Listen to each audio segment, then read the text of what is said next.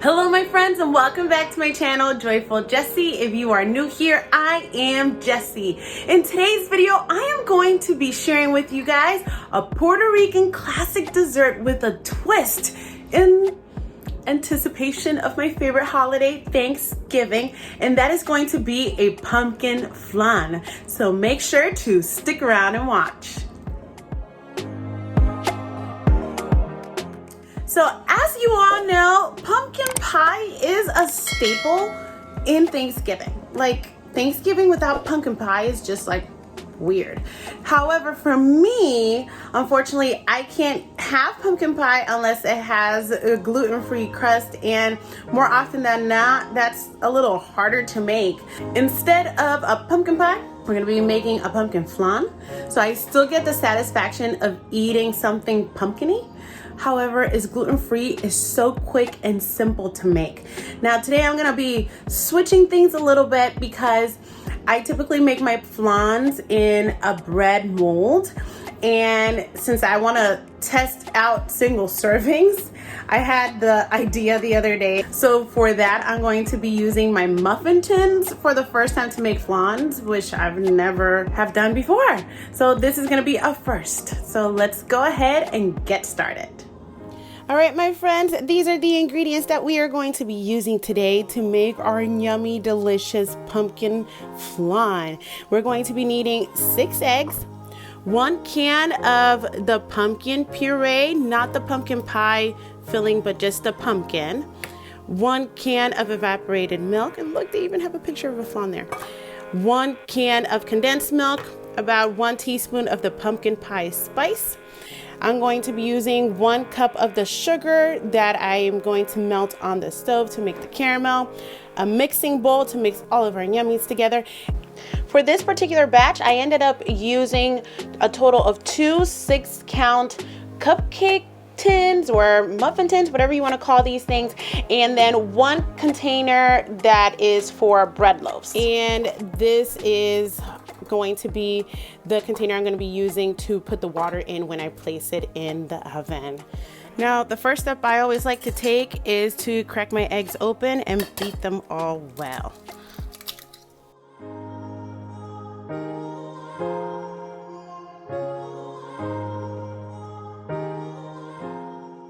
Once I'm done mixing my eggs, the next thing I like to add is the condensed milk.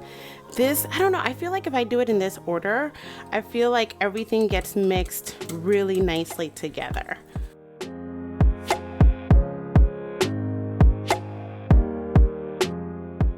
Once this is nicely mixed together, the next thing I'm going to add is my pumpkin puree.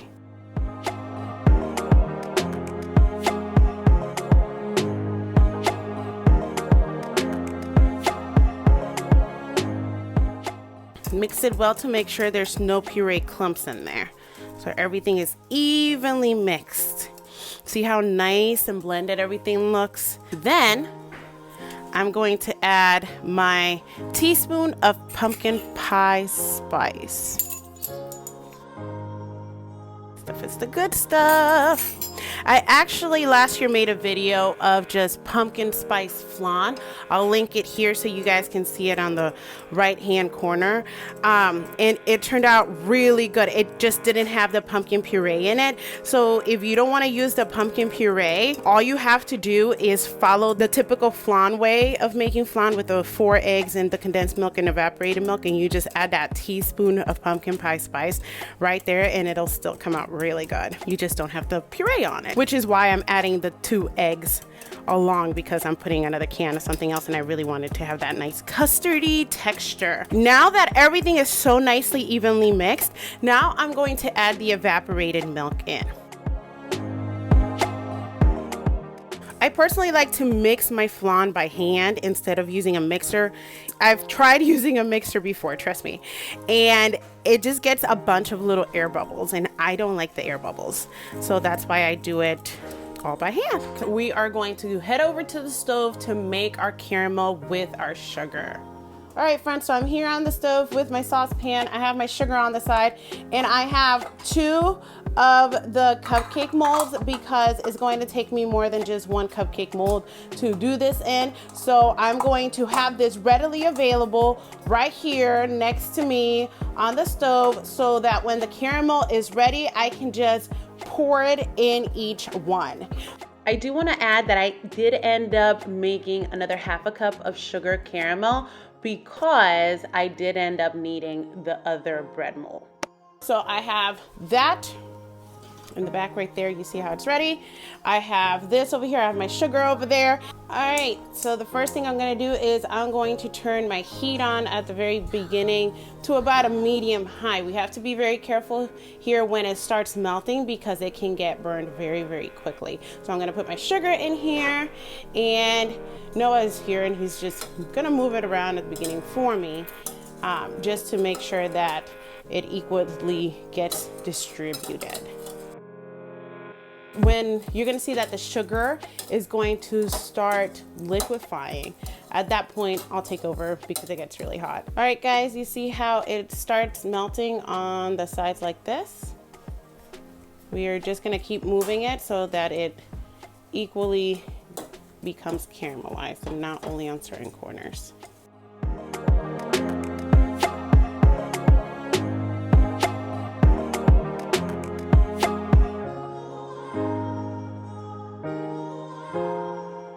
I'm gonna lower the heat a little bit. I still have some clumps of sugar there, but I don't want it to burn.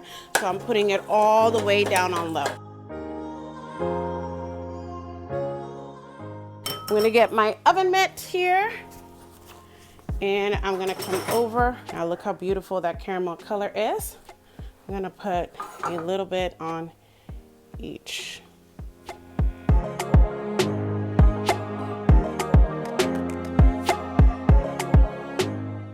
Okay, and while it's still hot, I'm just gonna make sure that the bottom of all of it is covered, which that happened very well there, and here.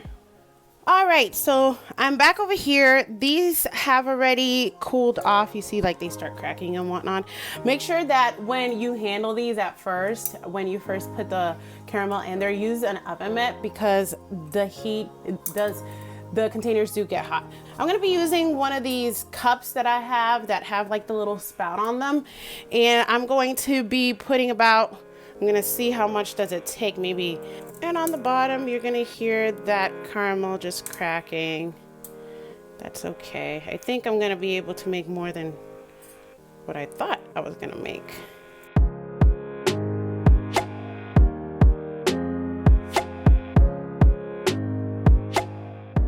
So here's the thing about these guys.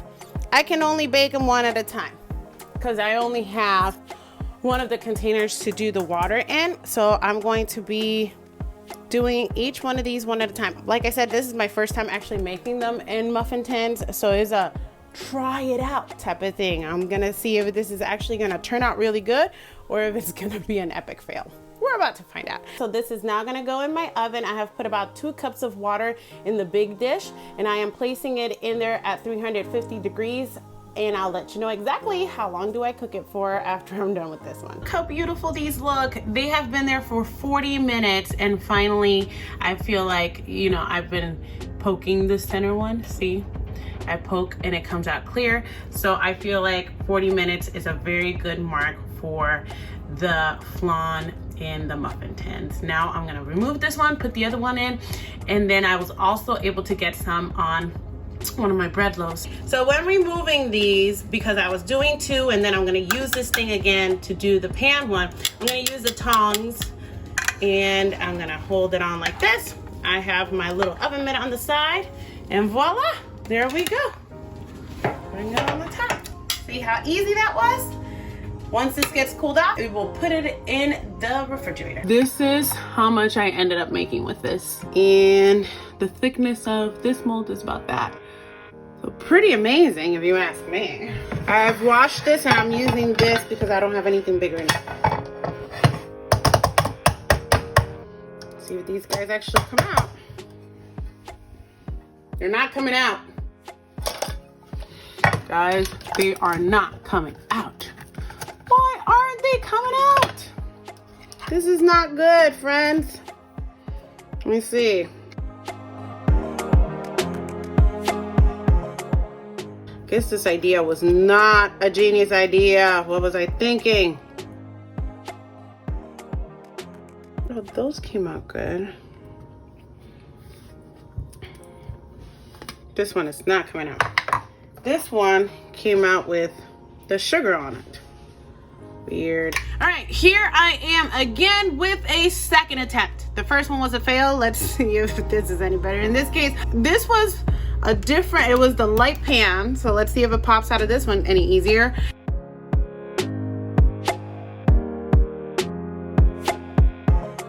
If you guys aren't gonna eat the ones that don't come out, I'm gonna eat all the pans, and you guys can just eat Oh, okay. I think I can lift one up. So if this actually is going to work, it should just plop over like a regular flan does. 2 have plopped. Don't worry, I can get the other ones out. We got 2 really pretty ones. Guys, this was definitely a fail move. And even like the sugar didn't. What in the world? Kind of sloppy. Okay, let's do traditional trial for the third and final attempt. The classic, which is not an individual thing. So according to Noah, it should just be done on the big thing anyways, because individual size muffin tins are not enough for him, huh? No way. No way. Okay, let's see what we got here. Oh, and it's so much easier to cut through as well. Ooh, it moves. All right, let's see. How do I use this plate? 1, 2, 3, flip. Oh, Ta-da! Not a problem. and all the sugar came out. And it has the syrup. You see that? Look how beautiful. It actually worked. And it has the syrup on it. Candy in the middle. Yeah. Oh my goodness. Okay, so scratch the single serve. This is the way to go. All right, so now we're gonna go ahead and give this yummy flan a try and see how good it is. Even though it's not picture perfect. You like it? It still tastes good. So couldn't make I knew you love it. So look at that. Even though I couldn't make the picture perfect little single served flan, it still tastes good. Yum. It almost also has the same texture as pumpkin pie, doesn't it? Like the inside of the pumpkin pie. Very yummy. I guess single servings don't really work for my family because it seems like that wasn't enough for you. Maybe we'll stick to the classic, but it was worth a try. Now is your turn to give it a try. Thank you so much for watching, and please remember to like and subscribe. We'll see you next time. Bye. Wait a second, before you leave, Noah wants to show something. What do you want to show? You can show. He made a little spaceship and he's so proud of it. We're gonna submit it to Lego Magazine to see if they show it in there. They're gonna have to. Nice job. Not for real this time. Thank you for watching. We'll see you next time. Bye.